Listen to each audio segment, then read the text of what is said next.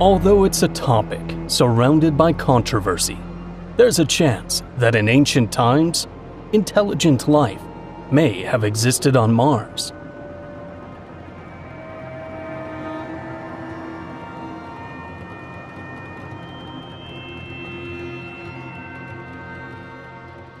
This idea should be approached with skepticism. Yet, we shouldn't shut the door on fresh perspectives.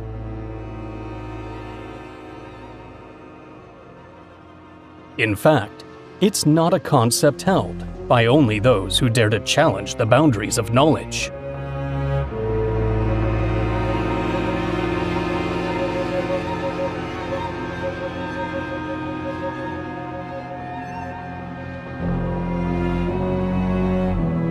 Pyramids on Mars, tall and slender beings, obelisks, or planet-wide cataclysms.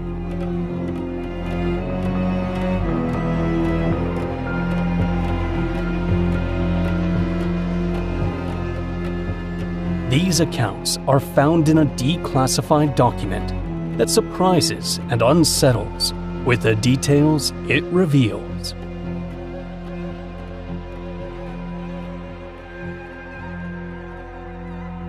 Why would a US government agency choose to investigate Mars using unconventional methods? What were they hoping to uncover? How much truth lies in what's described?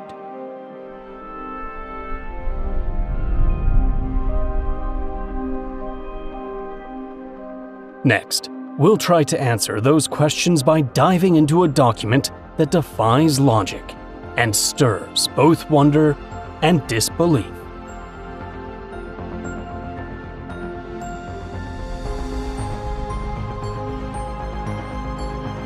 We'll present facts that are as gripping, if not more so, than any science fiction movie. We'll also take a look at NASA mission images that show formations which, at the very least, appear to be artificial.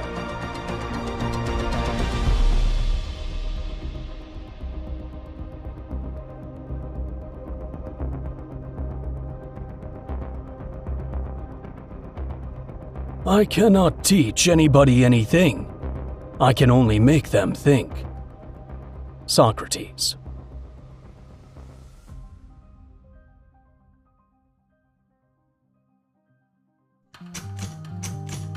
Chapter 1. The Document.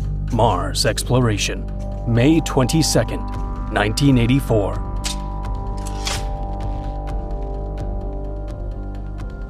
This is an intriguing file declassified in the year 2000 by the CIA, the Central Intelligence Agency of the United States, which details an experiment conducted on May 22nd, 1984.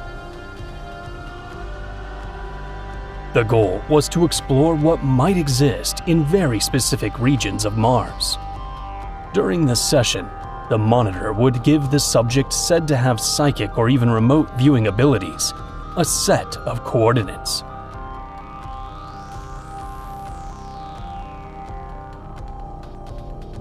MON stands for monitor, and sub refers to the subject.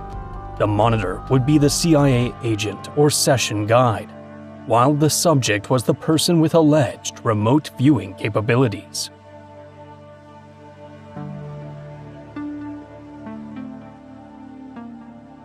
Before the interview, the subject received a sealed envelope, which remained closed until after the session. Inside the envelope was a card with the following instruction.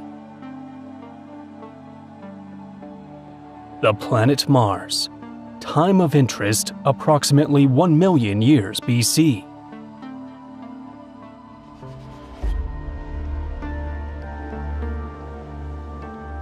During the session, the monitor gave the subject several geographic coordinates, but didn't mention that they were from Mars. This method aimed to minimize the chance that the subject might be influenced by prior knowledge or expectations. The first thing the monitor says to the subject is, "All right now, Using the information in the envelope I've provided, exclusively focusing your attention now. Using the information in the envelope, focus on 40.89 degrees north, 9.55 degrees west.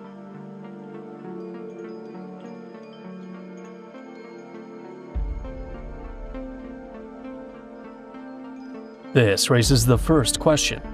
How could the subject know what was in the sealed envelope? Was he able to mentally perceive its contents? Could the subject have been a psychic with clairvoyant abilities?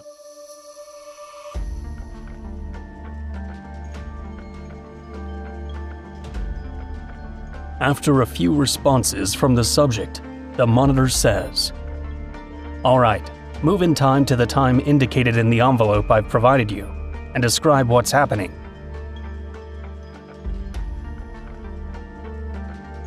This seems to suggest that the subject was expected to know what was written inside the envelope, even though it was sealed. Furthermore, the monitor never mentions the word Mars during the session. It appears only on the outside of the sealed envelope handed to the subject.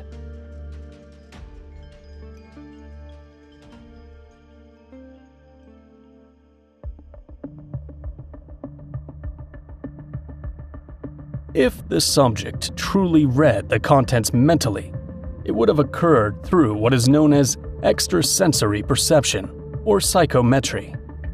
Such an ability would have profound implications for psychic research and human perception.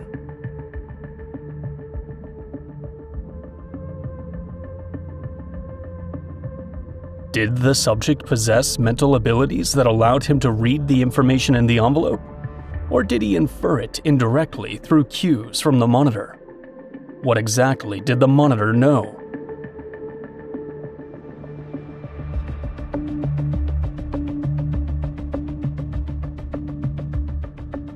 There are no definitive answers, as the document does not clarify this information. But the subject's responses that follow are even more astonishing.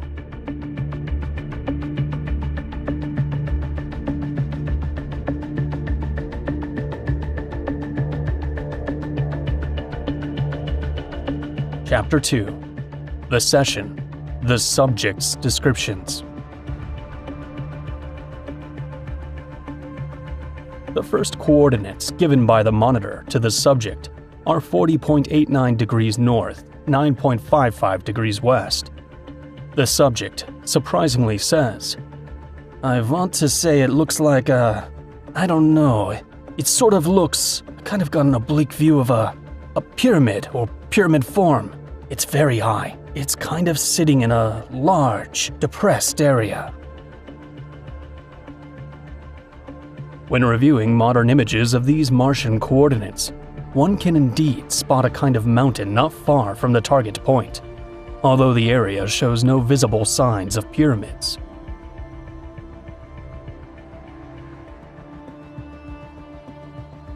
Interestingly, it is the same geological formation that was interpreted in 1976 as a face.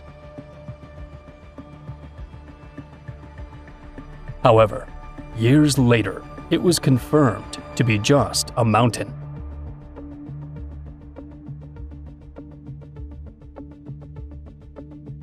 Was the US agency trying to find out whether there was more to the Martian region where NASA photographed the so-called face?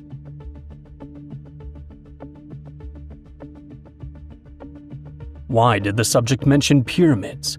Was he describing the mountain, sensing something beyond physical appearance? Or were his responses shaped by suggestion? At the same coordinates, the subject says, "Large, flat surfaces, very, smooth. Angles, walls. They're really large, though. I mean, they're megalithic." The term megalithic refers to prehistoric monuments built from massive stones. Could the subject have truly seen something like that? Next, the monitor asks the subject to move 46.5 degrees north, 353.22 degrees east. The subject responds, "Deep inside a cavern. Not a cavern, more like canyon. I'm looking up the sides of a steep wall that seems to go on forever. And there's like a structure with it's like the wall of the canyon itself has been carved. Again, I'm getting a very large structures. No intricacies. Huge sections of smooth stone." It appears the subject was describing something similar to a massive artificial canyon, with enormous slabs of smooth rock. He speaks of towering ceilings and nearly maze-like spaces, which to him suggested interior halls or chambers. Some interpret this account as evidence, however speculative, of ancient constructed formations. Others believe it reflects the subject's imagination or subconscious pattern recognition.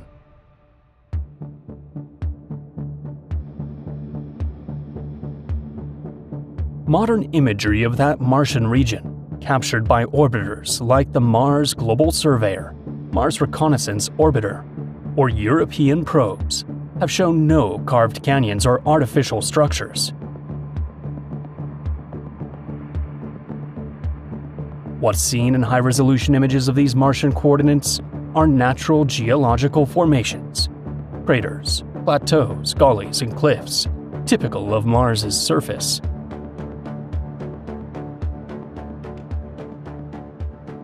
However, when the monitor instructs the subject to move to 45.86 degrees north, 354.1 degrees east, the subject gives a striking response.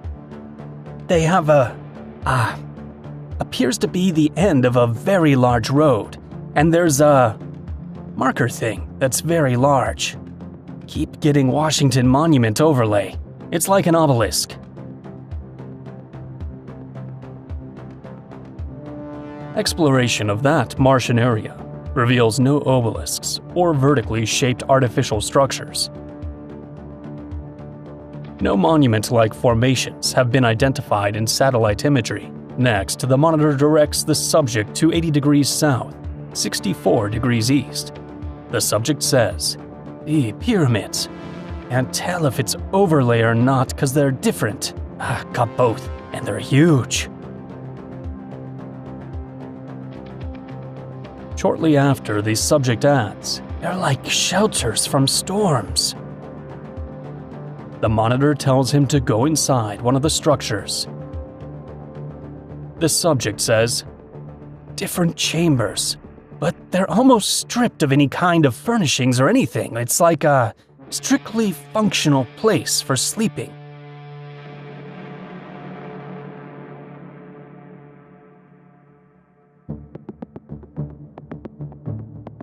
The monitor asks him to describe those who are sleeping. The subject says, "Very tall again, very large people. But they're thin. They look thin because of their height, and they dress like it's like a real light silk. But it's not flowing type or clothing. It's like cut to fit. They're ancient people. They're, dying. It's past their time or age. They're very philosophical about it. They're looking for a way to survive, and they just can't. Can't seem to get their way out. They can't seem to find their way out. So they're hanging on while they look or wait for something to return or something coming with the answer."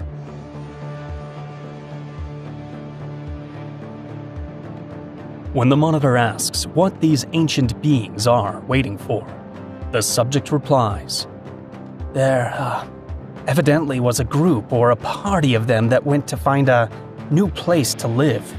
It's like I'm getting all kinds of overwhelming input of the corruption of their environment. It's falling very rapidly, and this group went somewhere, like a long way, to find another place to live."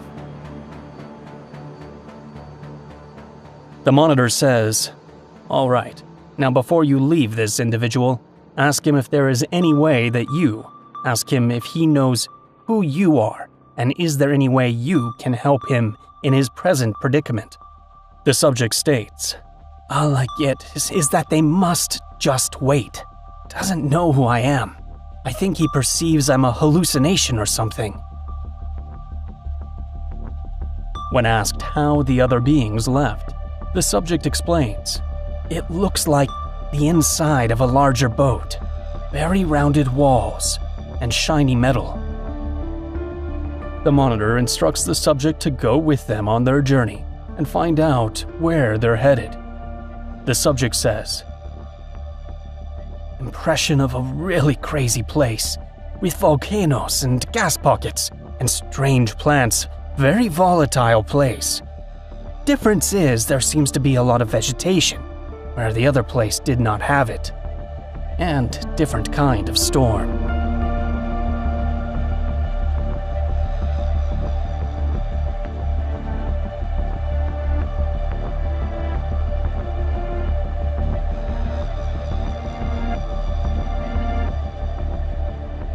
Chapter 3.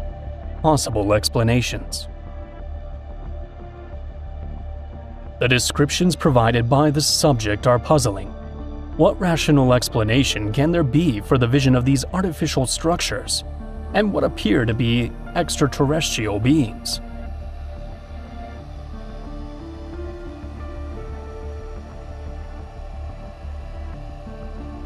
Is it just coincidence that the subject described a pyramid in the same region where the famous face on Mars was photographed in 1976?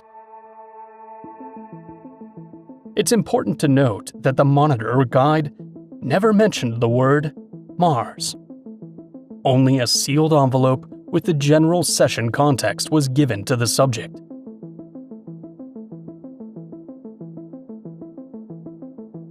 The truth is, by 1984, when the remote viewing session took place, we already had a fairly complete map of Mars.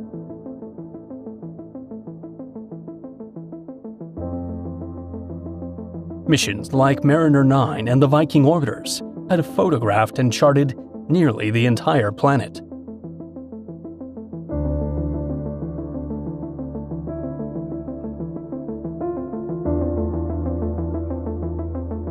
This made it possible to identify major geological features, including vast volcanoes, mountain ranges, and craters. So by the time of the experiment, May 1984, the scientific community was aware of a mountain formation in that specific Martian region.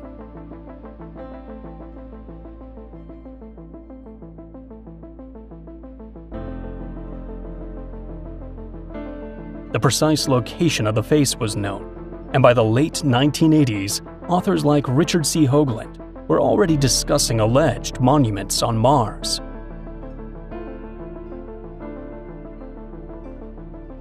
It can't be ruled out that the subject might have remotely viewed Mars from Earth, using some form of extended perception. But considering that, at least officially, the remote viewing program was dismissed by the CIA, other explanations remain possible.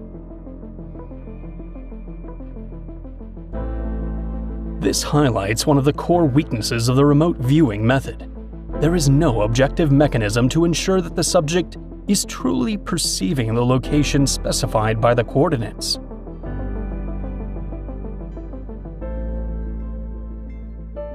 In other words, the subject could have described anything their mind associated with the instructions, without any certainty that they were actually seeing Mars.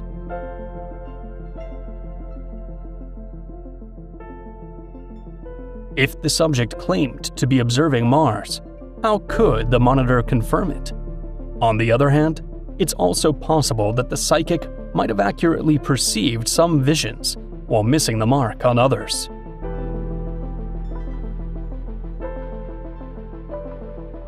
So, what explains the descriptions of pyramids, obelisks, and tall beings?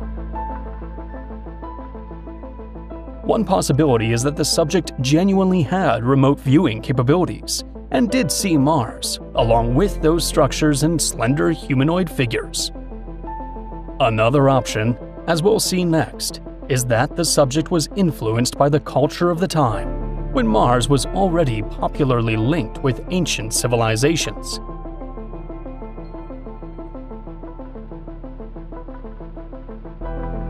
If the subject was subconsciously predisposed to associate the session target with Mars, their descriptions may have reflected those preconceived ideas.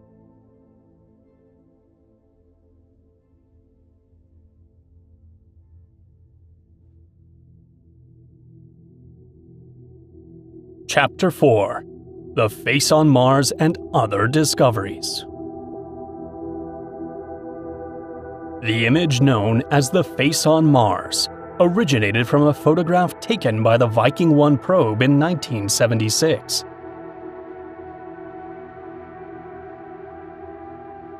When the images were reviewed, a plateau appeared in the shadows that resembled a human face, featuring what looked like eyes, a nose, and a mouth.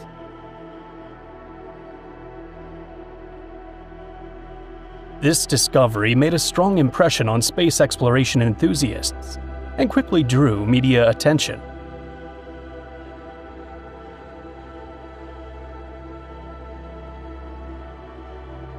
As the photo circulated, curiosity grew around the possibility of artificial structures on Mars. Articles were published suggesting the ruins of a vanished civilization.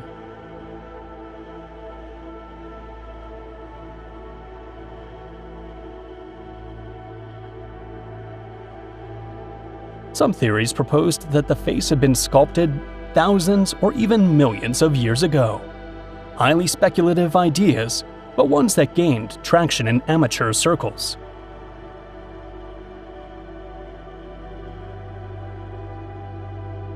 The interpretation of this finding also drew skeptical voices, who offered alternative explanations. It was suggested that the face was nothing more than a natural formation shaped by light and shadow.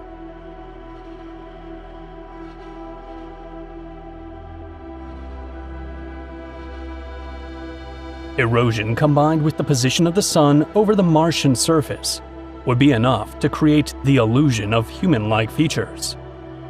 Still, that original image remained etched in the public imagination.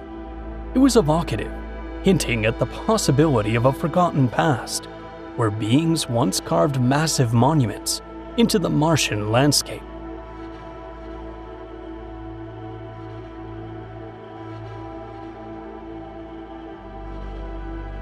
Decades passed, and by the 2000s, additional photographs were taken. New missions equipped with advanced cameras captured higher resolution images that revealed the area in far greater detail.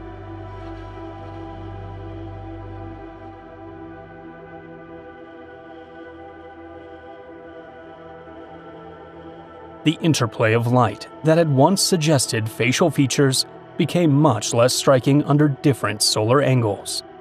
It was confirmed that the supposed face was actually a natural landform, surrounded by grooves and cracks.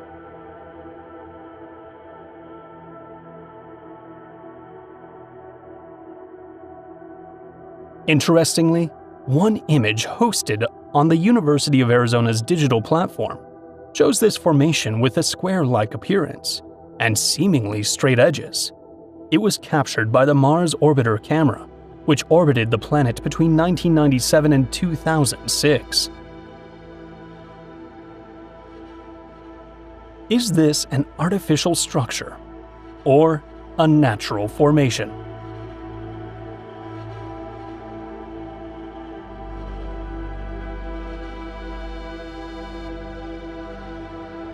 On Earth, shapes with right angles are typically associated with human activity, although in certain conditions, they can also arise through natural processes.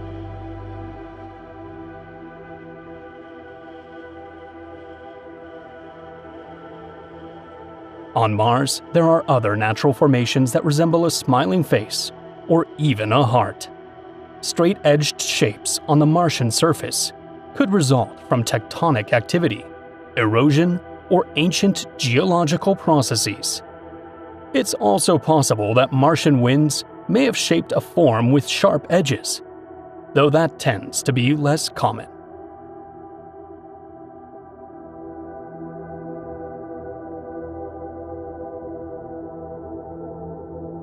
This particular image was taken more than 2 decades ago.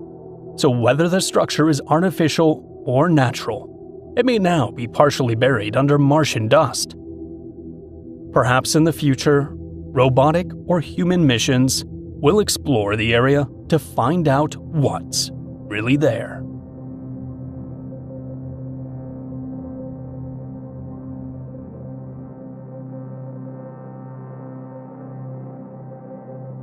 Chapter 5: Tall and Slender Beings. I just keep seeing very large people. They appear thin and tall, but they're very large, wearing some kind of strange clothes. The declassified 1984 document describes beings with tall, slender builds. They appear in a setting marked by intense storms and massive structures built from enormous blocks.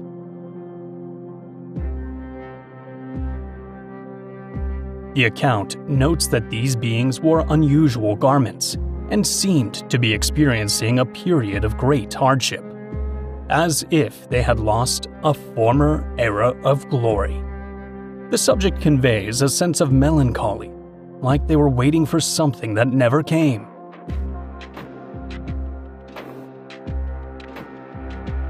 He mentions they built defenses against extreme conditions and took shelter in wide exterior spaces, possibly to protect themselves from dust storms or severe atmospheric changes.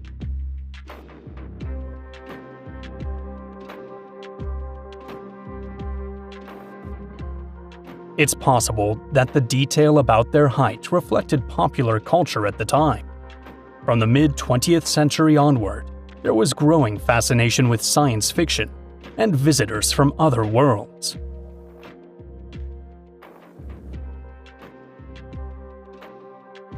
Films, TV shows, and novels often depicted alien civilizations made up of tall, elegant, intelligent beings in decline, very much in line with the portrayal of these towering, slender figures.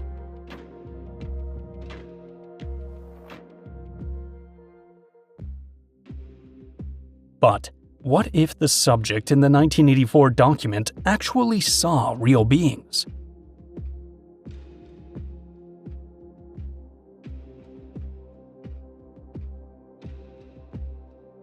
Mars's gravity is about 1/3 that of Earth's. Any life form living there would experience far less gravitational pull than we do.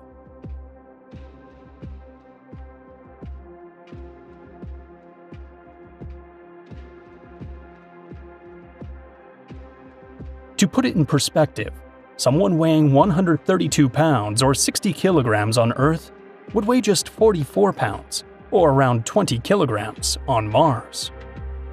That difference means movement on Mars would feel much lighter, thanks to the reduced weight.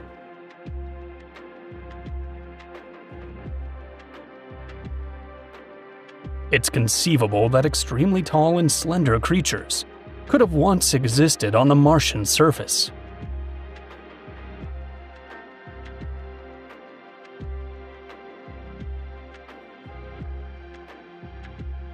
A million years ago, when the remote viewing session attempted to access Mars's past, the planet's gravity would have been essentially the same as it is now.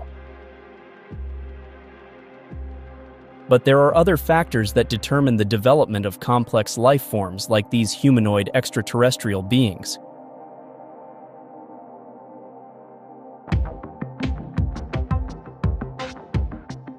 It is not enough for gravity to be lower for life as we know it to thrive. Martian temperatures are typically frigid for most of the year. Life would need protection from radiation and severe temperature shifts. It would also require access to reliable energy sources and a steady supply of water.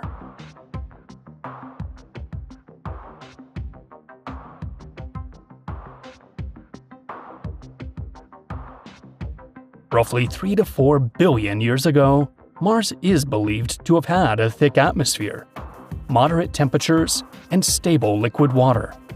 That warm and wet era may have been suitable for some form of life to emerge, at least microbial.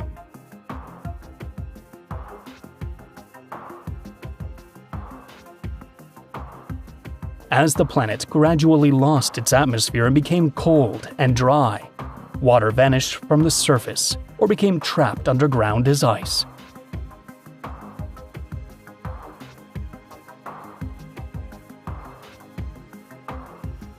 The subject in the 1984 experiment mentioned seeing a geological problem on Mars.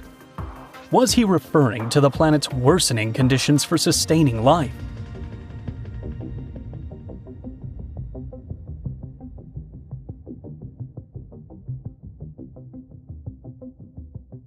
That remains speculative. There is no scientific evidence that such beings ever existed on Mars. The spacecraft and rovers that have explored the Martian surface have found no trace of biological organisms. Today, the focus is on finding signs of past life, especially microbial, by analyzing rocks and sediments that may have once been in contact with water back when Mars had a more favorable environment.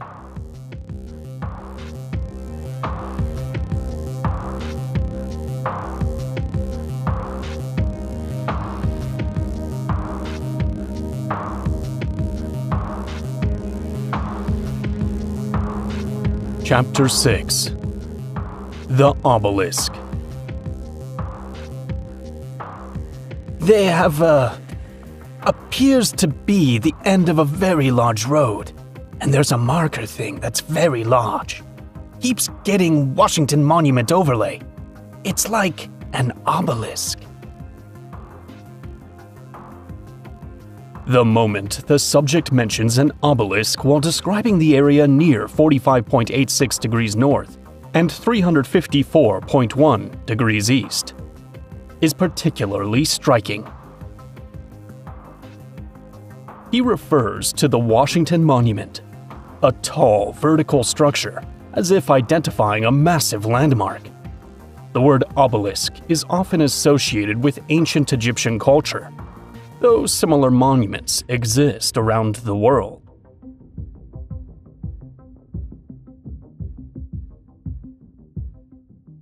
Back in the mid-1980s, linking obelisks to Mars wasn't a widespread idea. However, there was growing fascination with Earth's ancient civilizations and the possibility of finding similar structures on other planets.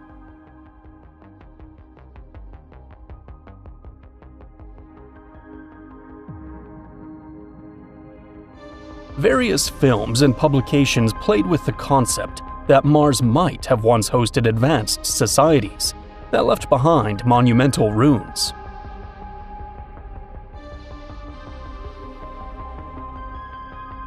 Still, according to modern data, no vertical structure resembling an obelisk has been found in that region.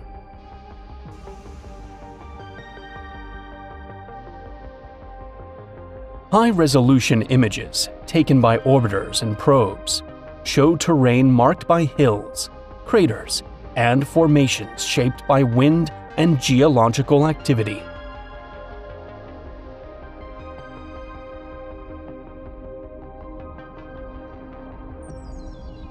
None of these natural features show the height or vertical alignment typically associated with an Egyptian-style monument or carved pillar. Even so, the subject may have interpreted a rock formation or elevated landform as an obelisk, especially if their descriptions were based on vague impressions or mental images of geometric shapes.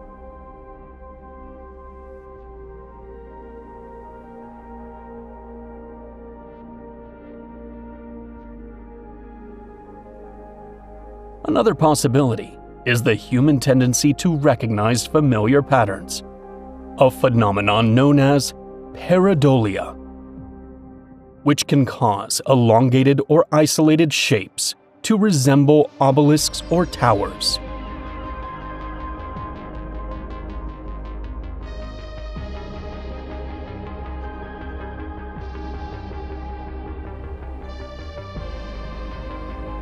Chapter 7: Who was the subject of the remote viewing session?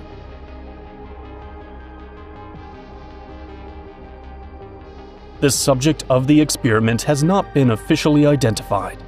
The document does not mention the participant's name, which aligns with the confidentiality practices typical of that government agency at the time.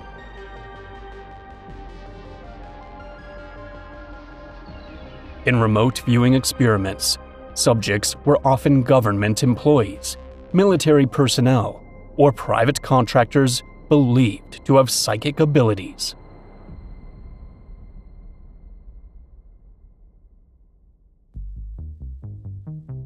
To protect their identities, names were either omitted from official documents or replaced with generic labels like subject or participant. However, it is known that several individuals associated with Project Stargate participated in remote viewing sessions. Ingo Swann was a key figure in remote viewing and a pioneer in experiments involving psychic exploration of non-terrestrial targets. Yet, there is no solid evidence that he was the subject in this particular case.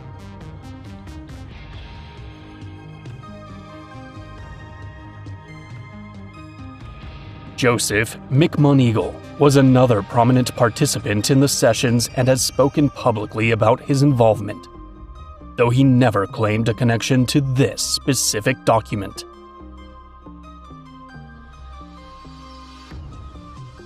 Given the nature of the experiment and the use of advanced remote viewing techniques, it is likely that the subject had prior experience in this type of practice.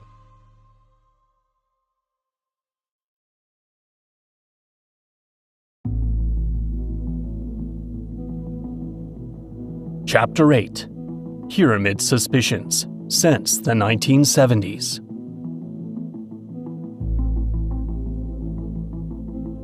NASA's Viking missions, launched in the 1970s, marked a pivotal moment in the exploration of Mars.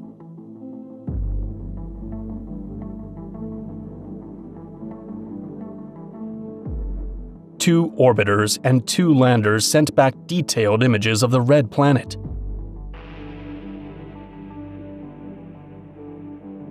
Sparking widespread interest among both scientists and the public.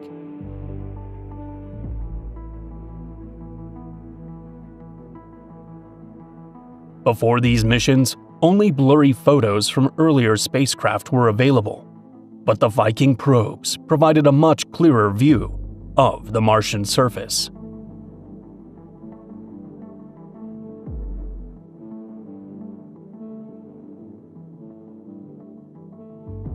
With this new perspective, unusual features in certain areas caught attention. Some interpreted them as possible structures built by an ancient civilization. One particular region, known as Cydonia, became a focal point.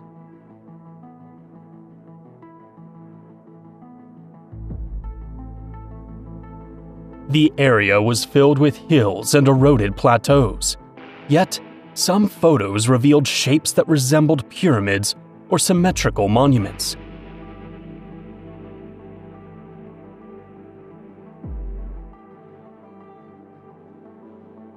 This discovery sparked amazement, as it was already known that Mars may have once held liquid water, fueling speculation about the possibility of life.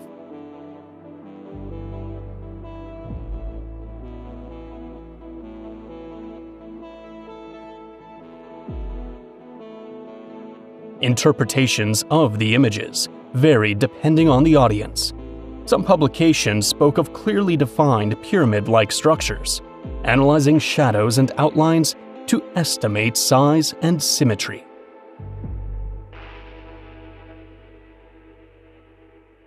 Others took a more cautious stance, suggesting that erosion and the natural shapes of rocks explained the illusion of artificiality.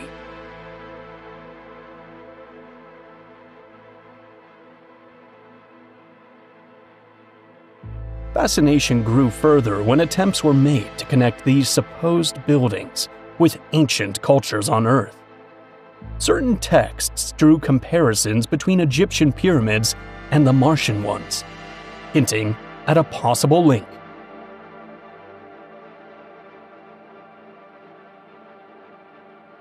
Other theories proposed that if inhabitants ever existed on Mars, they might have built these structures for religious or astronomical purposes. Although much of the scientific community viewed these ideas as overstatements, they acknowledged that widespread public interest helped drive funding for future exploration missions.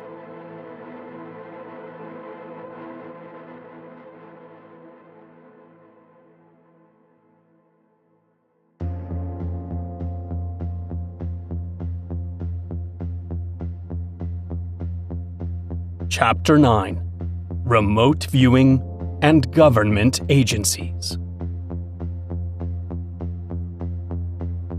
Remote viewing emerged in the early 1970s at the Stanford Research Institute in California. Two researchers, Harold Puthoff and Russell Targ, explored the possibility of describing distant locations using perceptions beyond the conventional senses.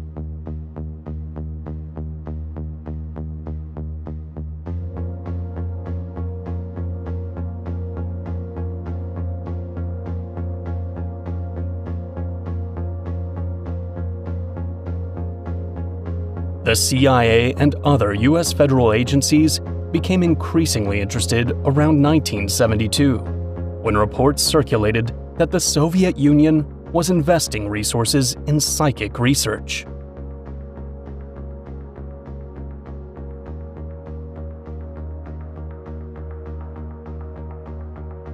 Fearing they might fall behind in a potential mental battlefield, the CIA decided to fund remote viewing experiments to assess whether there was any real basis to such claims.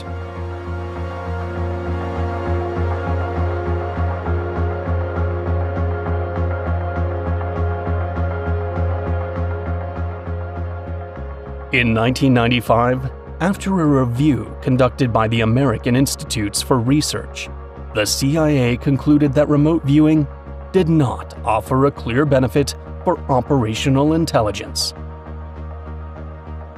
That same year, much of the information was declassified, including the revelation of the program's official name, Project Stargate, which was then made available in public archives.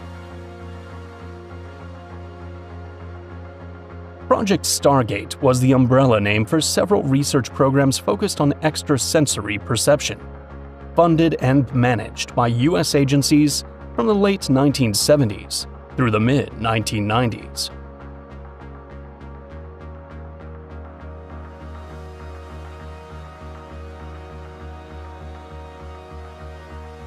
The core of remote viewing involved placing a volunteer in a relaxed state that would allow them to perceive a target, whether an object, facility, or geographic region.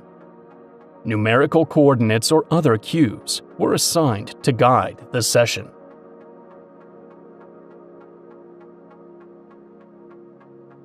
Afterward, the volunteer would describe what they saw, architectural features, colors, or impressions.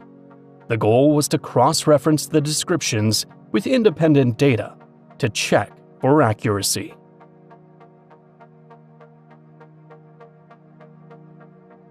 So, by 1984, when the remote viewing experiment on Mars took place, these CIA-backed projects were still very much active under the Stargate program.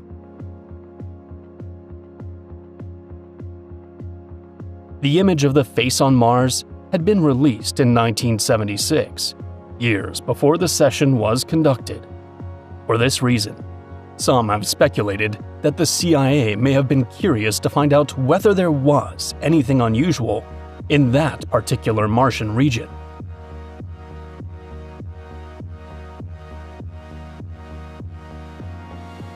Chapter 10: What was the CIA looking for?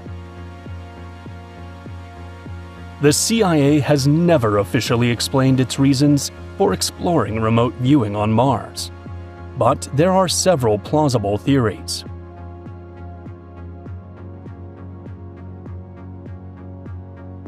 One possibility is that the agency wanted to investigate the existence of structures or artifacts that might indicate the presence of intelligent life, either past or present, on the Red Planet.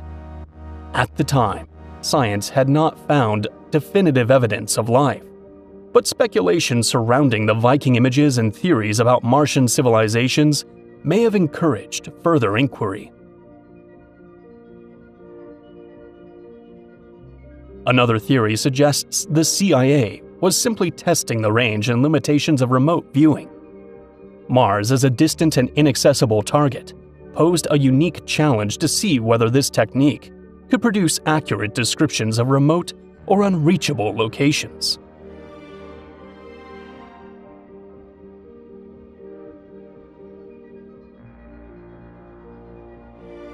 Such experiments could also help the CIA evaluate remote viewing for more practical, Earth-based intelligence work, like locating enemy facilities or gathering information on restricted areas.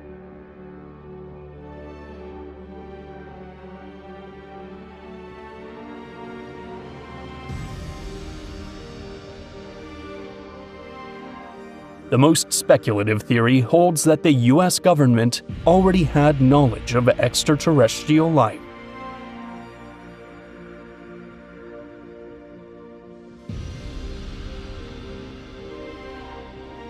Allegedly in 1933, the Magenta UFO incident occurred, in which a craft of unknown origin crashed in the Italian city and was stored in a hangar near Milan.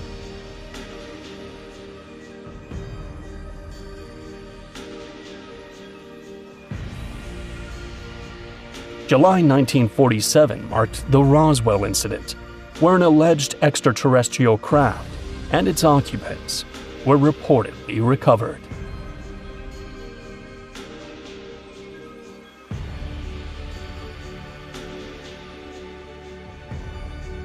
This event adds to more recent claims by supposed former Area 51 employees, who have stated that some alien craft were not crash debris, but had been uncovered during archaeological digs.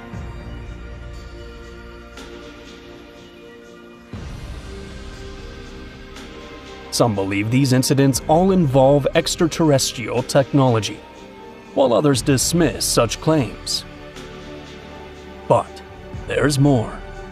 In 2020, the Pentagon declassified 3 startling videos showing unidentified flying objects performing extraordinary aerial maneuvers.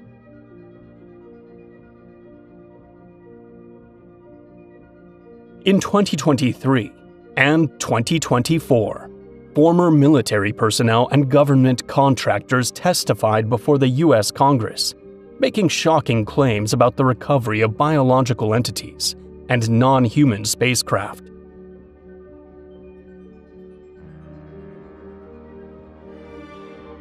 If these statements are eventually confirmed, it raises a new hypothesis about the CIA's remote viewing experiments on Mars. Could they have been part of an effort to understand and classify the beings and craft allegedly found on Earth? At the same time, it's important to consider alternative possibilities. The session described in the declassified document presents vivid images and concepts, but lacks direct evidence. What if the goal wasn't to investigate Mars itself, but rather to generate public noise, perhaps to distract attention from other sensitive operations or strategic objectives?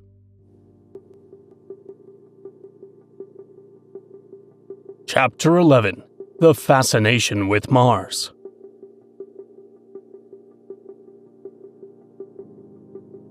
Ancient cultures observed the reddish glow in the sky and linked that hue to gods and myths.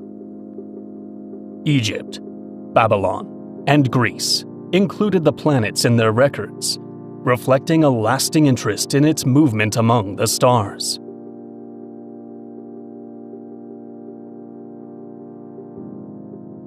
In Greco-Roman times, Mars was associated with warlike traits. Ptolemy mapped its path and classified its position using simple tools, fueling curiosity about its erratic behavior.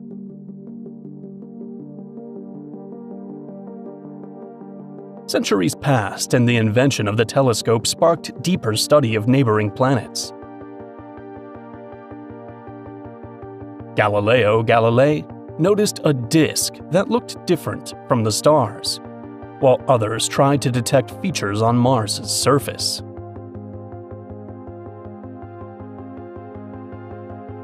In the 19th century, Italian astronomer Giovanni Schiaparelli published maps showing lines on Mars, which he called canali. This sparked the idea of constructed canals and ignited widespread imagination.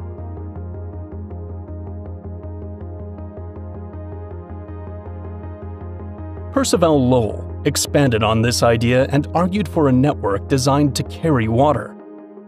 He described supposed engineering projects and spoke of Martian civilizations struggling in a desert-like environment.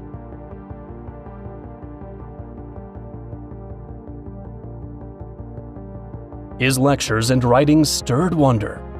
Some of his peers doubted the accuracy of Lowell's illustrations, but the public enthusiastically embraced the idea of intelligent life on that distant world.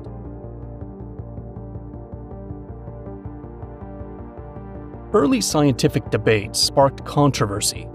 Some supported the theory of artificial canals, while others pointed to optical illusions or misinterpretations.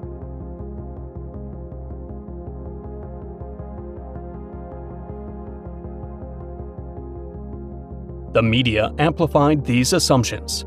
Articles promoted the idea of an inhabited Mars, and readers were captivated by the notion of beings struggling with water scarcity.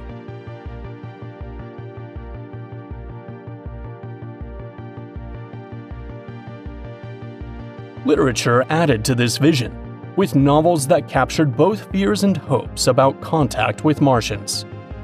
The War of the Worlds by H.G. Wells was published in the late 19th century, depicting invaders arriving from the Red Planet.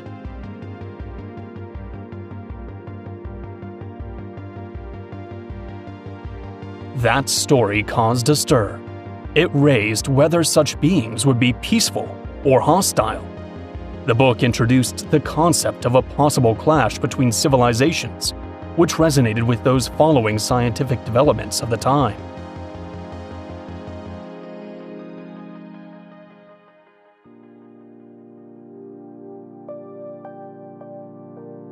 Ray Bradbury offered a nostalgic take in The Martian Chronicles, published in 1950. He explored the fragility of the human experience in a world beyond Earth, blending melancholy, encounters, and reflections on loneliness.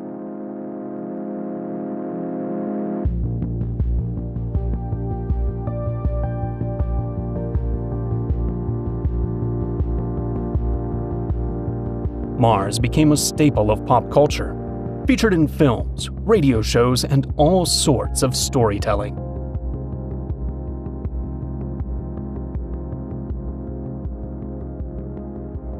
Many of these works embraced the idea of discovering ruins, abandoned cities, or advanced societies. Meanwhile, astronomical surveys confirmed a dry landscape marked by traces of ancient water flows, clues that only deepened the belief that something remarkable might have once existed there.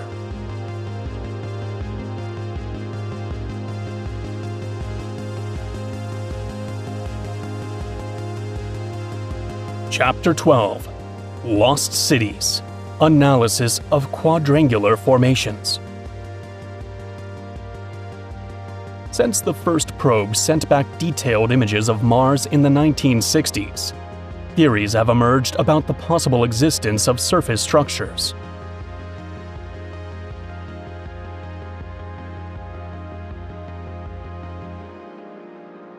Photos captured by the Mars Global Surveyor which orbited the planet from 1997 to 2006, offered some of the most detailed views of the Martian landscape up to that point.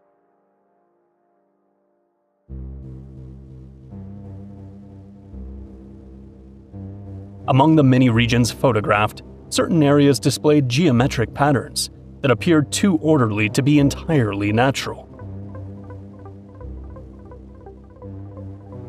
Specifically, quadrangular and straight-lined formations in regions like Elysium Planitia and Utopia Planitia drew significant attention.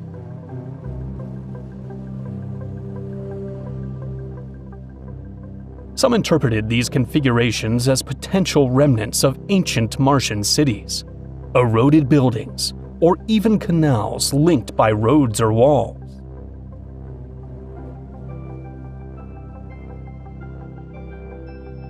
The arrival of the HiRISE camera in 2006 aboard the Mars Reconnaissance Orbiter greatly expanded the ability to observe the planet at higher resolution.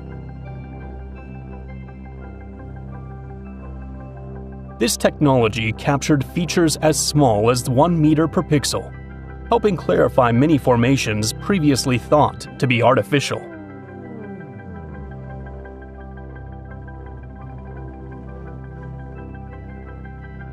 HiRISE revealed that most of these features were caused by fractures in the terrain, sedimentation and erosion processes, and patterns created by the sublimation of underground ice.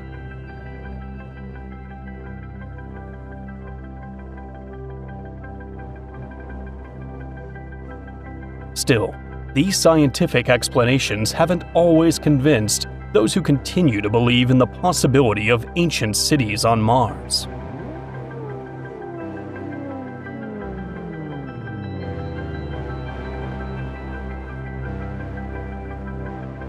Chapter 13: Martian Cataclysms.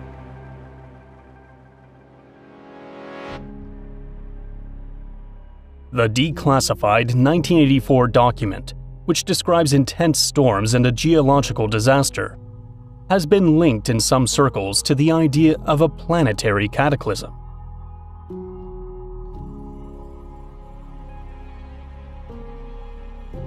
It's been suggested that the described catastrophe echoes the comet impact theory, a massive event that may have triggered sudden changes, possibly explaining the loss of much of Mars's atmosphere.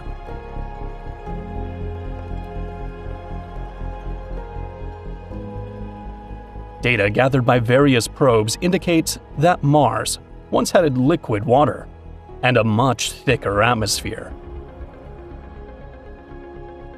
Today, however, it presents a dry, frigid environment with a thin atmospheric layer.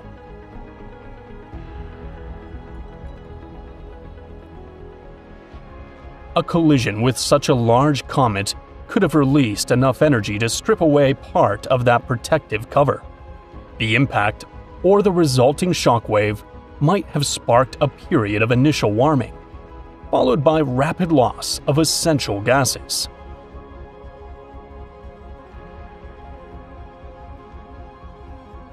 Researchers believe such events occurred billions of years ago, during a time when the solar system was filled with roaming celestial bodies.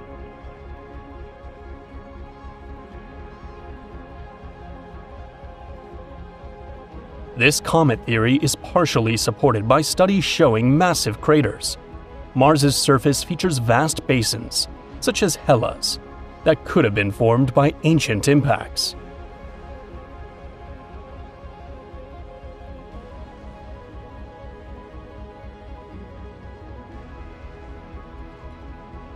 Was a comet strike the trigger behind the downfall described in the visions of Mars's tall beings?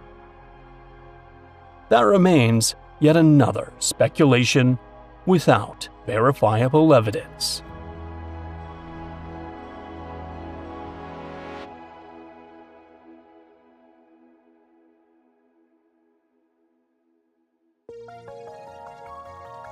Chapter 14: Transfer of life between planets.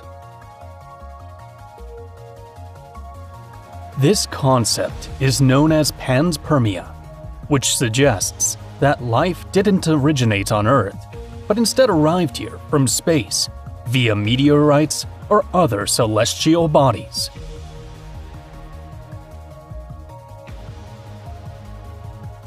Mars, with its potentially habitable past, stands out as a strong candidate for such a transfer of life.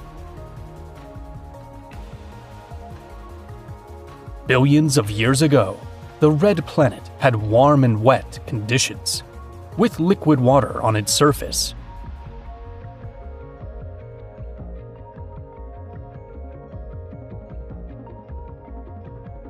These circumstances could have supported the development of simple life forms like microorganisms. If any of them survived an impact, they might have traveled to Earth, inside fragments of Martian rock.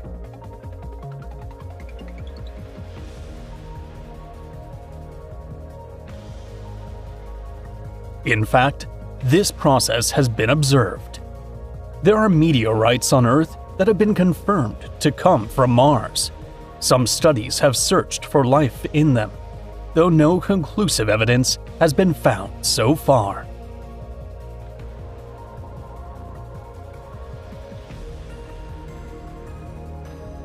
Panspermia also raises the possibility that life may have migrated from Earth to Mars. But this idea faces several challenges, including the vastly different atmospheric and geological conditions between the two planets, which makes survival and adaptation difficult.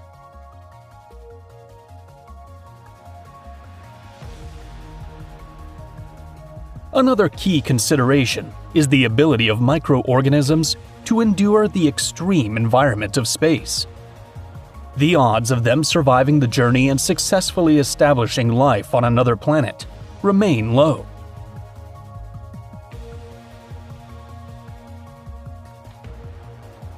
Still, some Earth microorganisms have shown a remarkable ability to survive in harsh conditions, suggesting they may have a higher chance of enduring an interplanetary journey than previously thought.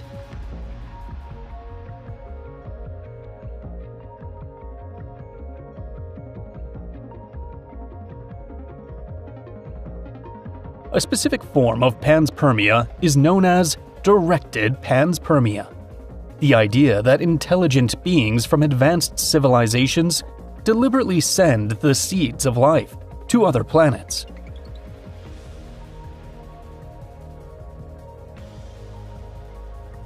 The 1984 document mentions that the supposed tall, slender beings were searching for a way to survive on a planet becoming uninhabitable.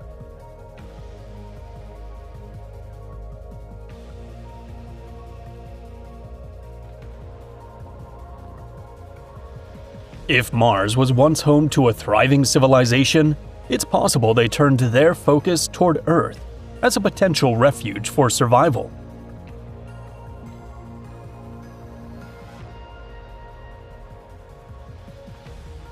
It mirrors what we're doing today, developing the technology that might one day allow us to reach and settle on Mars. In the event of a catastrophe, such as a meteor wiping out life on Earth, Mars could be the nearest planet where a new civilization might begin.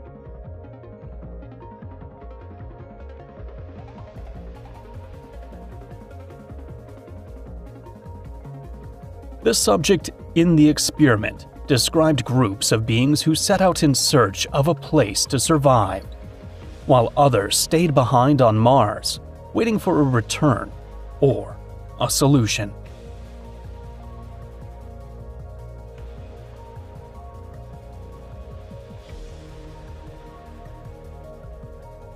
This aligns with the idea that an advanced Martian civilization may have tried to preserve its legacy by sending life, technology, or genetic materials to other worlds before collapsing.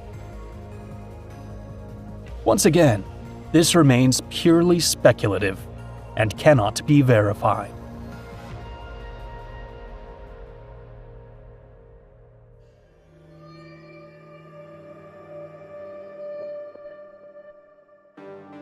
Chapter 15: The Implications of Discovering a Pyramid on Mars.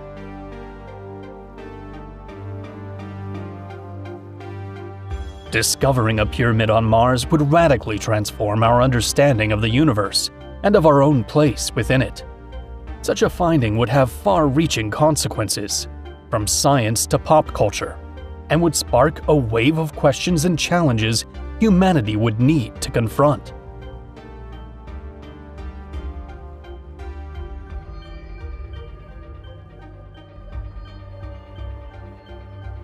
First and foremost, uncovering a pyramid on Mars would serve as undeniable evidence of intelligent extraterrestrial life.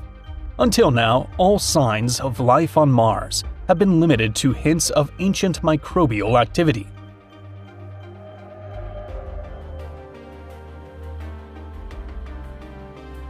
A structure as complex as a pyramid would suggest that an advanced civilization not only lived on Mars, but also developed sophisticated technology and architectural capability.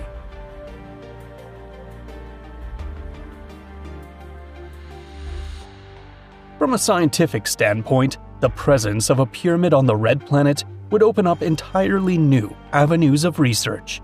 Experts would seek to determine the age of the structure, the materials used in its construction, and the techniques employed to build it.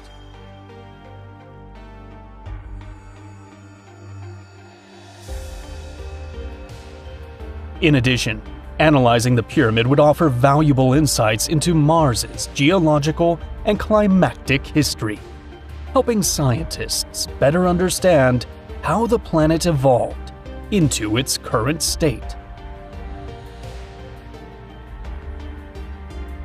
Culturally, the discovery of a Martian pyramid would make an immediate impact on global society.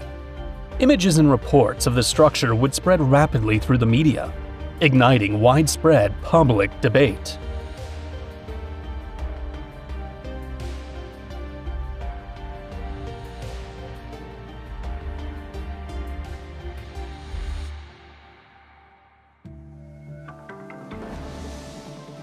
Fascination with Mars and the possibility of contact with advanced civilizations would intensify, inspiring a new wave of science fiction, art, and literature.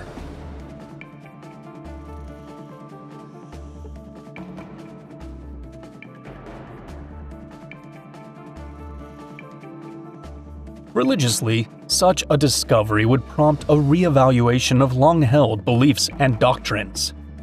Many religions have interpreted the universe through an Earth-centered lens, viewing humanity as the focal point of divine creation.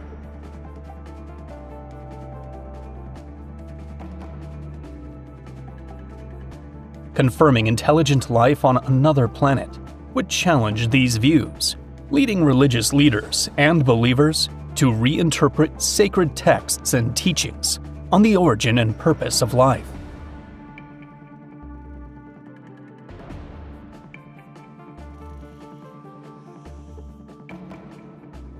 In the realm of technology, it could reveal advancements far beyond our current understanding.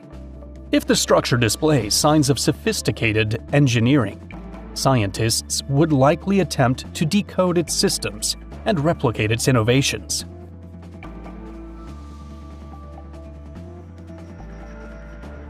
The political and social implications would be significant as well. Nations and space agencies would feel compelled to collaborate more closely in exploring and studying Mars, aiming to understand any extraterrestrial findings.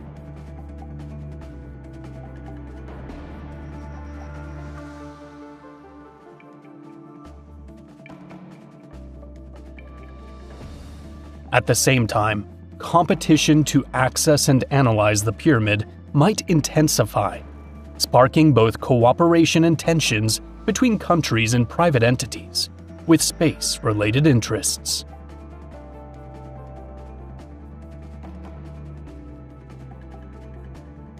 The discovery would also drive greater investment in space exploration.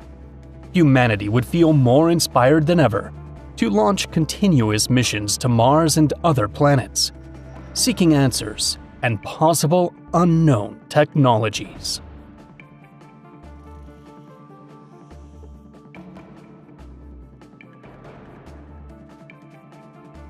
Lastly, the psychological and philosophical impact of finding a Martian pyramid cannot be overstated. The confirmation that we are not alone in the universe would fundamentally alter how we perceive our existence and purpose.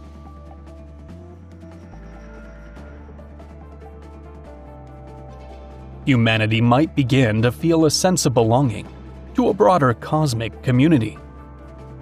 An idea that could either foster global unity or deepen divisions and conflict.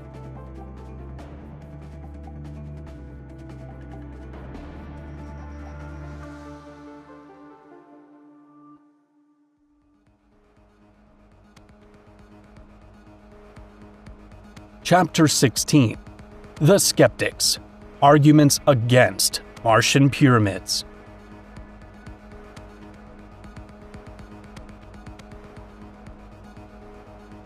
One of the core principles of skepticism is the principle of parsimony, also known as Occam's razor. It suggests that when multiple explanations exist for a phenomenon, the simplest one is usually correct.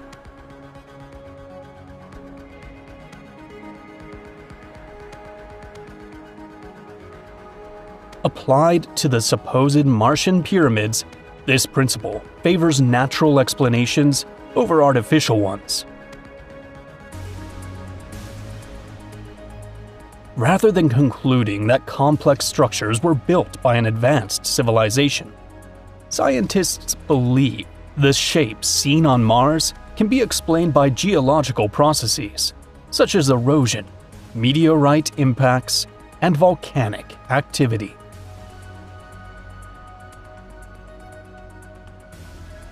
Geologists, in particular, offer a critical perspective on these claims.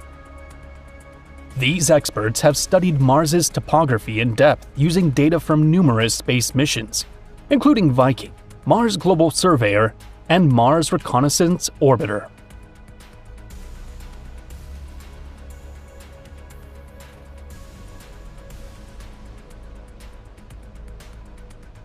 According to their research, the formations some interpret as pyramids are actually natural geological features. Plateaus, craters, and eroded hills can take on shapes that, from certain angles or under specific lighting conditions, appear artificial. However, closer examination reveals no evidence of deliberate construction.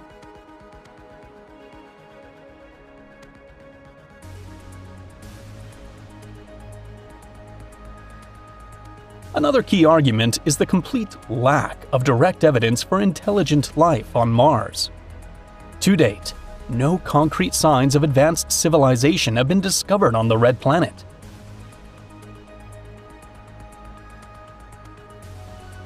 Current and upcoming missions continue to search for clues of past or present life, but none have found anything resembling artificial structures.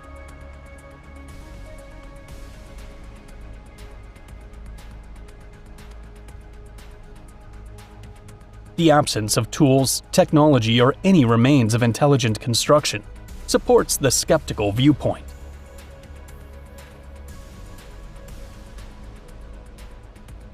Finally, skepticism is rooted in the commitment to scientific rigor. Hypotheses must be supported by strong and repeatable evidence.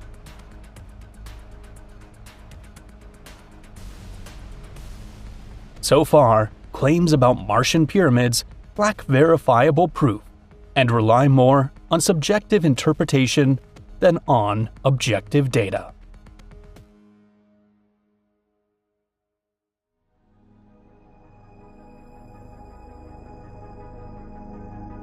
Chapter 17: Mars, a fascinating planet.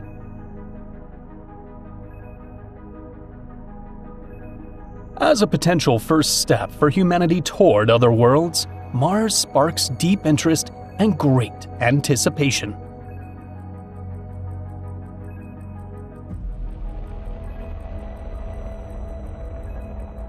It's a land of extremes, a planet that, while seemingly desolate, holds landscapes so breathtaking they surpass anything found on Earth.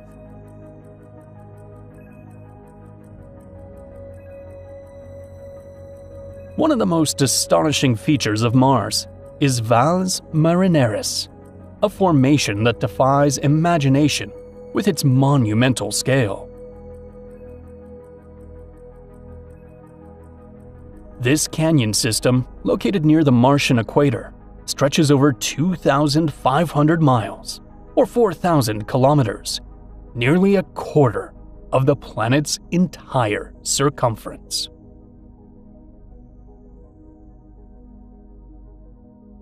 To put it into perspective, Valles Marineris is longer than the United States from coast to coast and deeper than the Grand Canyon.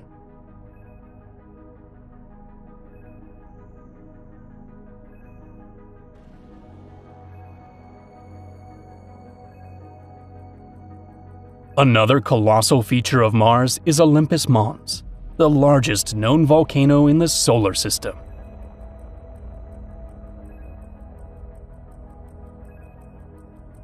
It rises to a height of 13 miles, or 21 kilometers, about 3 times taller than Mount Everest.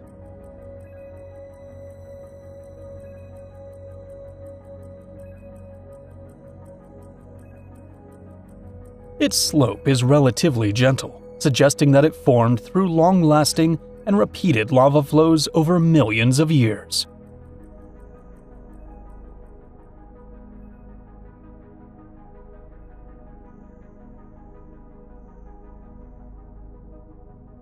On Earth, tectonic plates are constantly shifting, distributing volcanic activity over time.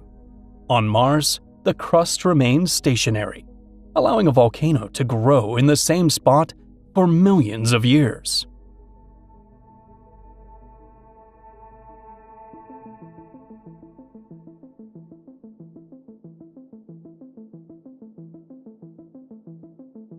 In the southern hemisphere lies the Hellas Impact Basin, one of the largest depressions in the solar system.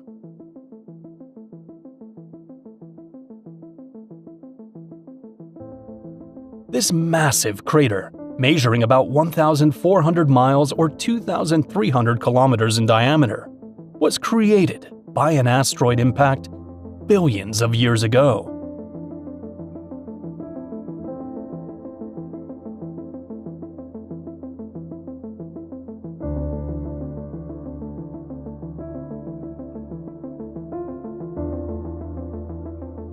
Mars's North Pole is also a stunning sight, with vast ice caps that stretch across the region during the Martian winter.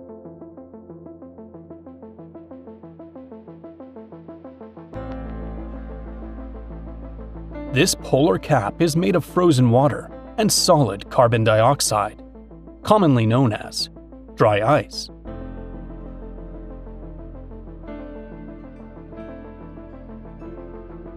As the seasons change, the ice cap expands and contracts, forming striking visual patterns.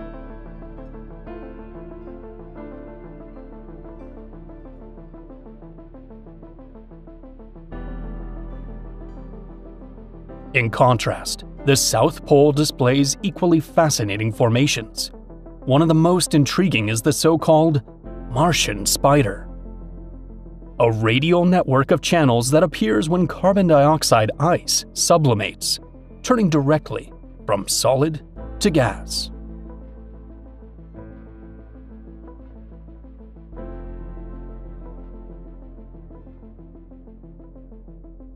In addition to these geological wonders, Mars also features vast dune systems that stretch across large regions.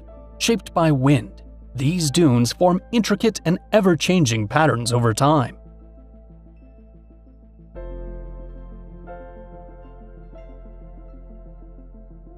In some areas, the dunes appear as dark streaks that sharply contrast with the planet's reddish terrain, while in others they resemble gentle waves rolling across a sea of sand.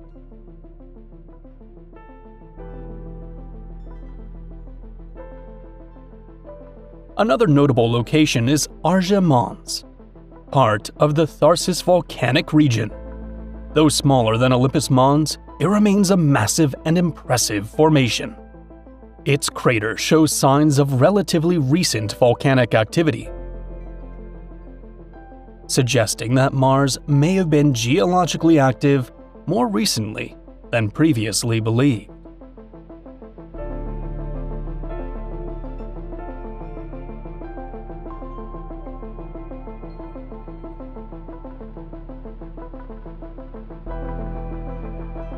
Chapter 18: NASA's Rovers.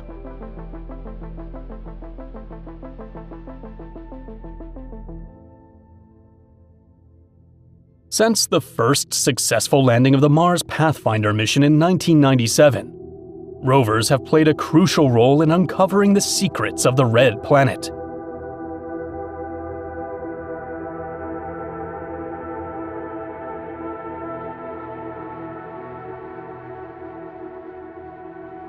The Spirit rover, which landed in 2004, and its twin, Opportunity, marked a new era in Martian exploration. They traversed wide plains and craters, discovering minerals such as hematite and gypsum, substances that only form in the presence of water.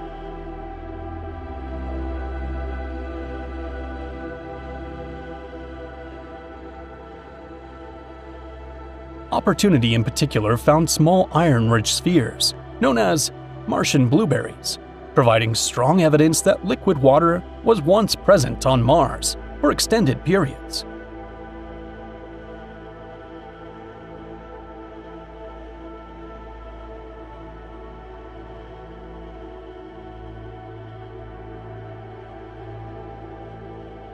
The Curiosity rover, which landed in Gale Crater in 2012, took exploration even further.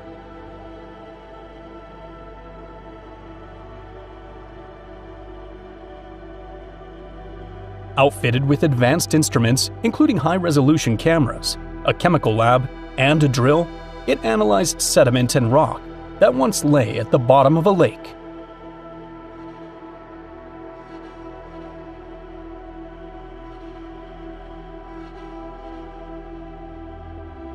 Curiosity detected simple organic compounds in drilled rock samples. While not direct proof of life, their presence suggests that Mars once had the chemical conditions necessary to support microorganisms.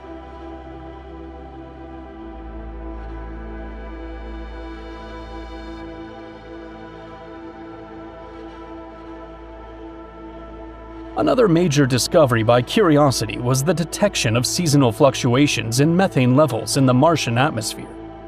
On Earth, methane is largely associated with biological activity, although it can be generated through geological means.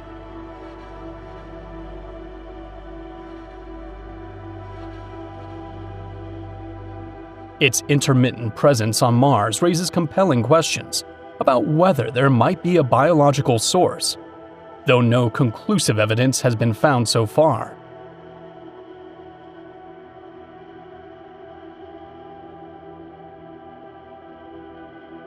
The Perseverance rover, which landed in Jezero Crater in 2021, is focused on searching for signs of more complex ancient life.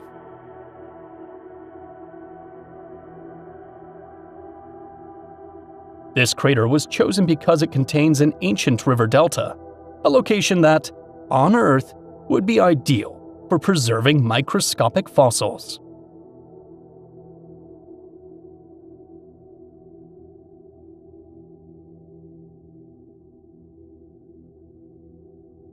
Perseverance has collected sediment samples that will be returned to Earth in future missions. These samples could offer the best chance yet to uncover biosignatures or compounds that point to past life on Mars.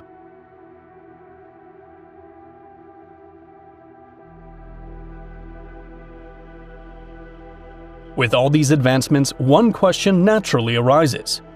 Could the rovers detect remnants of ancient structures if they existed? The answer depends on the size, location, and preservation state of such constructions.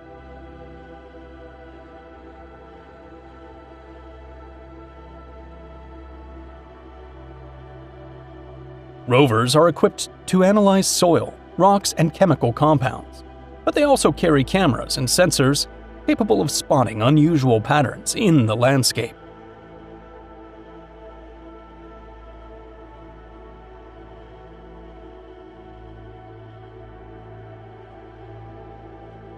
If a rock formation stood out due to its sharp angles or an arrangement suggesting intentional design, scientists would certainly investigate it further.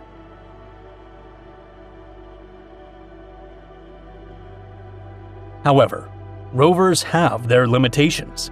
Their mobility is restricted to areas near their landing sites, and while their cameras are powerful, they can't survey large regions quickly.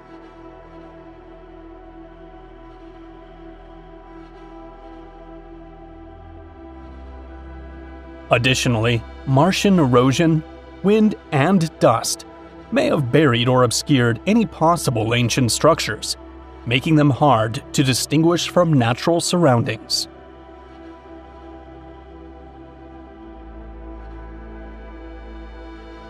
Even if a rover discovered something resembling a building, extensive analysis would be required to determine whether it's artificial or simply the result of geological processes.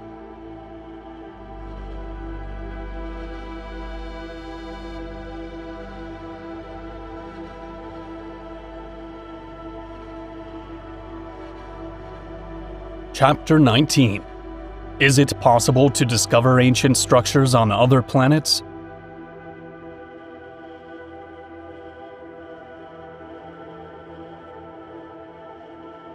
To explore this idea, it's essential to understand when and how life emerged on Earth, how long its development took, and whether similar conditions could have occurred earlier elsewhere in the cosmos.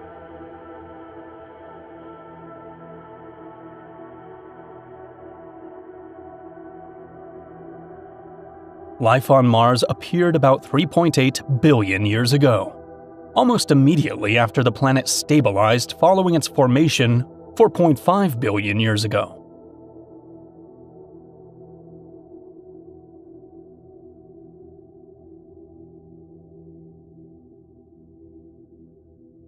This rapid emergence suggests that if the right conditions exist, liquid water, a suitable atmosphere, and energy sources, life can arise relatively quickly on a cosmic timescale.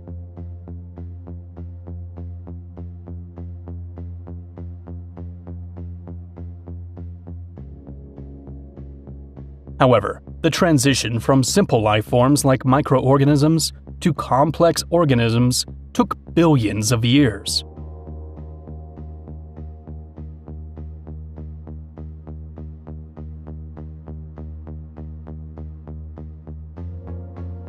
Multicellular life didn't appear until around 600 million years ago, and the first human civilizations emerged just about 10,000 years ago.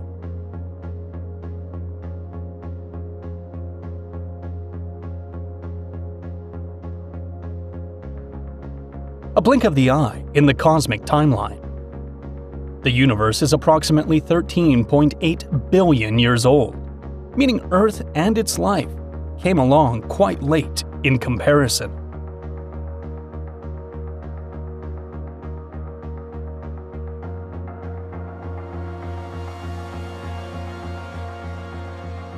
Many stars and planetary systems formed billions of years before the Sun. This raises the possibility that some worlds in those older systems could have developed life long before Earth, provided conditions were right.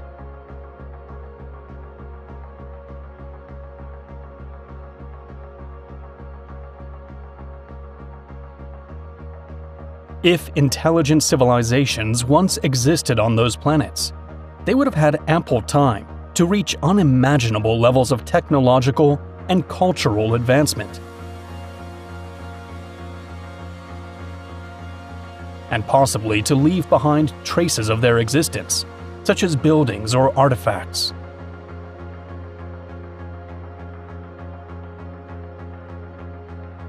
In our solar system, Mars and several icy moons, such as Europa, Enceladus, and Titan are promising candidates in the search for past or present life.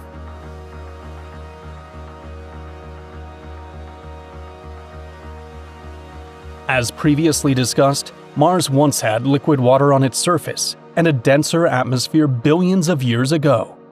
Conditions that could have supported microbial or even complex life forms.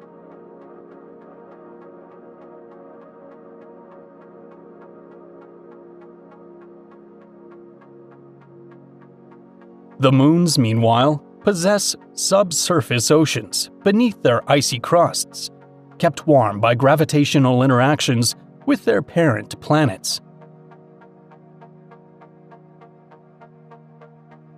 These environments could have nurtured underground ecosystems. If any of these locations hosted intelligent civilizations in the distant past, they may have left behind structures or artifacts. However, uncovering such remnants would be difficult due to erosion, volcanic activity, and other geological processes.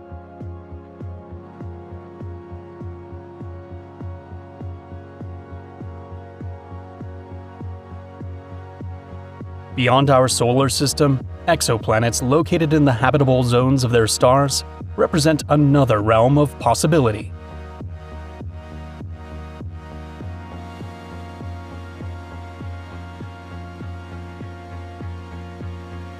Advancements in technology, particularly space telescopes, have enabled the discovery of thousands of potentially habitable worlds.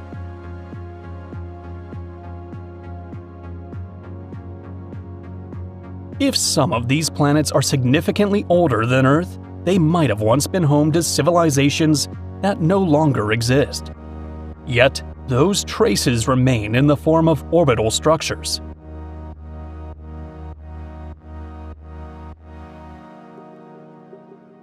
Abandoned technologies, or even faint radio signals lost in time. The search for ancient constructions faces not only the challenge of identifying where life might have emerged, but also the question of how long civilizations tend to last.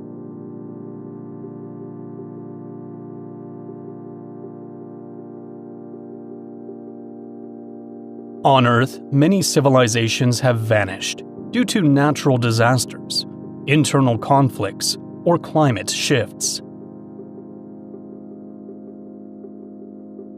On a cosmic scale, the threats faced by civilizations are even greater. Asteroid impacts, nearby supernova explosions, gamma-ray bursts, or even shifts in planetary orbits all have the potential to wipe out advanced species.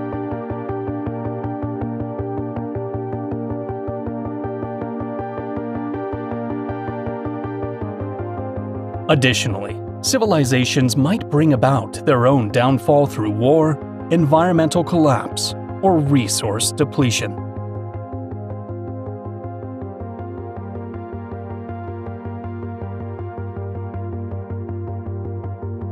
If advanced societies once existed on other worlds and then disappeared, their structures would have been subjected to the forces of time and nature.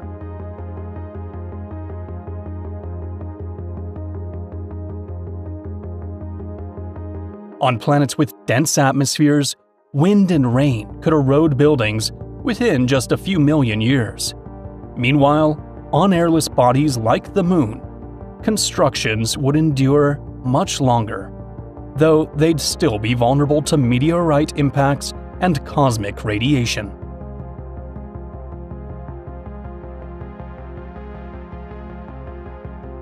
Even if such remnants survive, detecting them would require observational technologies far more advanced than what we currently possess. In the galactic context, the vastness of both time and space expands the possibilities as well as the challenges.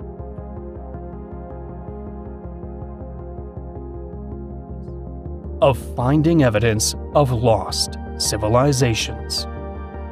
In a galaxy like the Milky Way with at least 100 billion stars, the events that lead to life and its evolution could have taken place multiple times, in different locations and eras.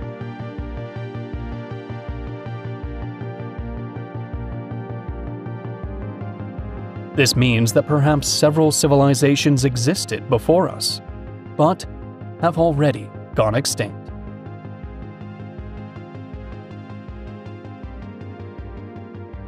An added challenge lies in the vast distances between star systems, making it unlikely for advanced civilizations to interact or even detect traces of one another.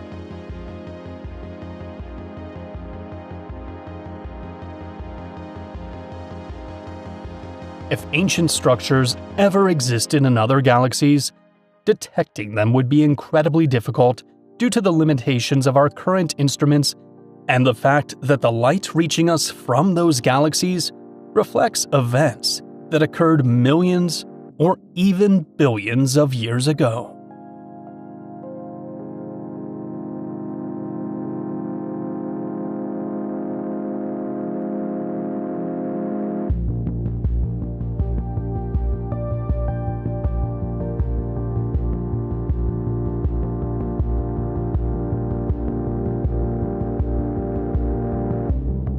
Chapter 20. The Martianus, a lost civilization. Imagine an ancient Martian civilization known as the Martianus, which thrived during a time when Mars was warm, wet, and teeming with life.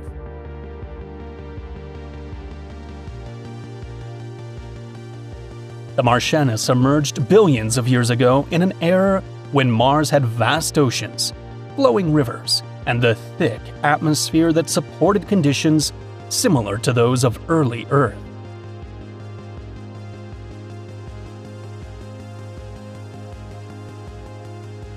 This civilization, made up of intelligent beings with remarkable engineering and exploratory abilities, built monumental structures that dominated their landscape.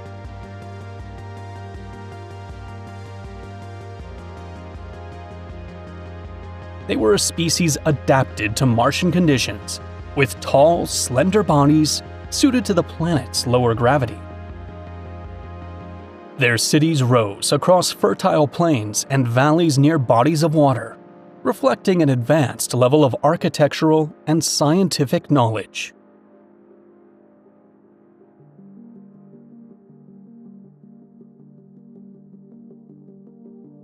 These cities featured towers that reached toward the sky, temples dedicated to stargazing, and massive pyramid-like constructions built as centers of energy or spiritual focus.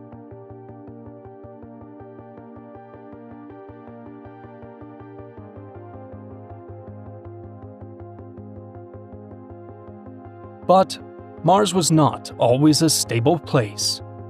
The planet's geological history reveals it underwent dramatic transformations that led to its current barren state. A key event in the decline of the Martianus was the collapse of Mars's magnetic field, which left the planet exposed to the relentless bombardment of the solar wind.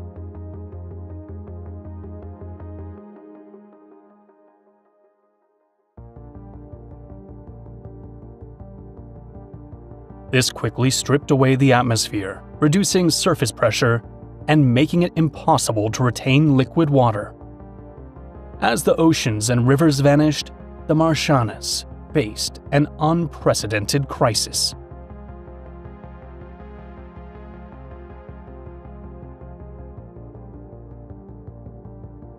In addition to atmospheric loss, Mars experienced massive tectonic shifts and catastrophic events such as asteroid impacts and enormous volcanic eruptions in the Tharsis region.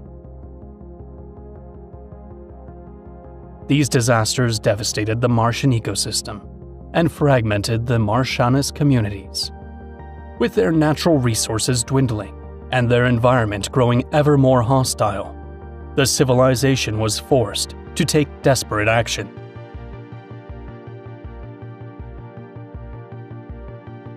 They split their efforts in two directions. One segment of the population sought to survive by adapting to the new conditions, retreating into underground systems and deep caverns, to shield themselves from freezing and radiation.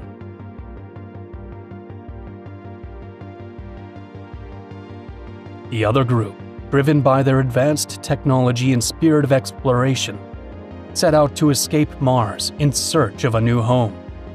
Using spacecraft built with superior knowledge of propulsion and energy, they journeyed to other worlds within the solar system and beyond to distant galaxies.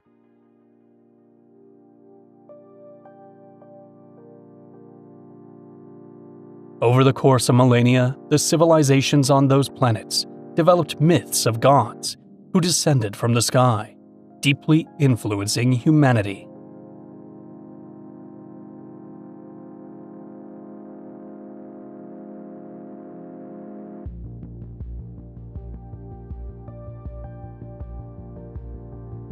In this way, the Martianus, once on the brink of extinction, became the ancient builders who inspired great civilizations across other worlds, passing on their knowledge before vanishing completely or blending in with native populations.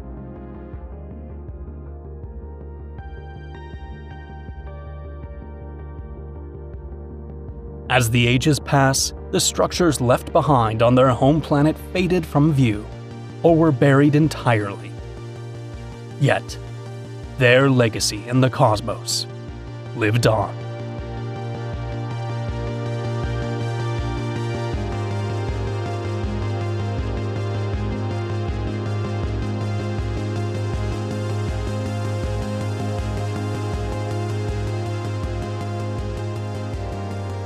Chapter 21. Conclusion. The information provided by the subject in the 1984 Mars Exploration Remote Viewing Session remains both unsettling and fascinating. Yet, without confirmation through direct observation and data, nothing can be verified.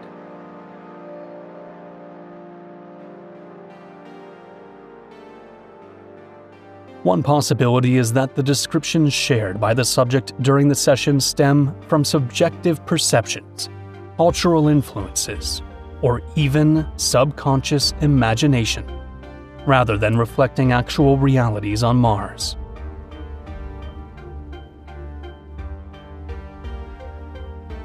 The mentioned details, such as megalithic structures, giant beings, and catastrophic storms, are striking, but there is no scientific evidence to support these claims.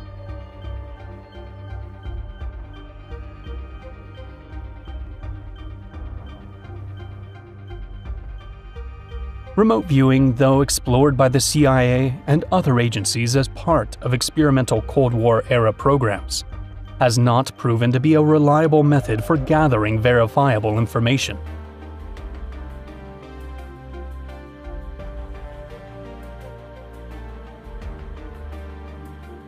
Without solid data from direct observation via space missions or advanced technological exploration, these types of narratives remain within the realm of speculation.